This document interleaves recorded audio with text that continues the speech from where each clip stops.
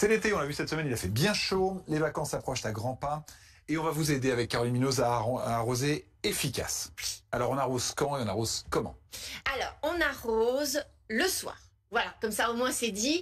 Généralement, on n'arrose pas quand il fait très chaud parce qu'il y a une évaporation de l'eau, donc c'est plutôt le soir. Mais certains vont dire plutôt le matin très tôt, tout simplement parce que le soir l'eau reste et les moustiques peuvent. Tu nous en as parlé voilà, donc il y a cette polémique un peu, mais moi je vous dirais que quand même le soir, quand c'est une énorme polémique. Voilà, c'est une énorme révolution qui se fait. Puis il y a une grosse discussion sur le sujet.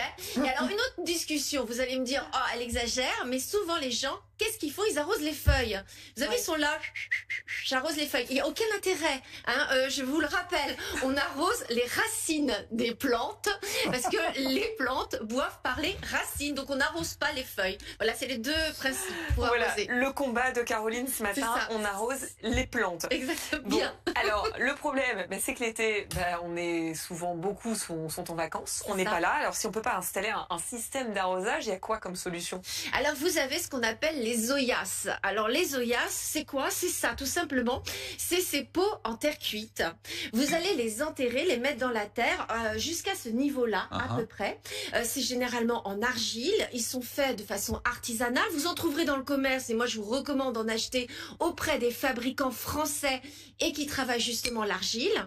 Et ça va marcher par capillarité, c'est-à-dire cette pierre, elle est poreuse. Ouais. Donc vous allez mettre de l'eau et l'eau va se diffuser, c'est-à-dire cette pierre va se gorger d'eau et l'eau va se diffuser tranquillement et doucement dans la terre.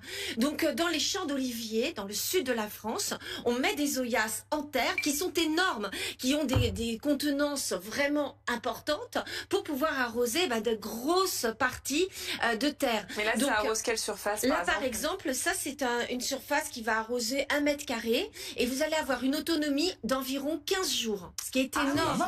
Donc ça c'est l'intérêt. Donc ça ne coûte pas très cher, hein. Ça démarre à 10 € et ça va jusqu'à 100 € pour des grandes quantités et vous pouvez avoir entre 7 jours et jusqu'à 3 semaines d'autonomie suivant la contenance.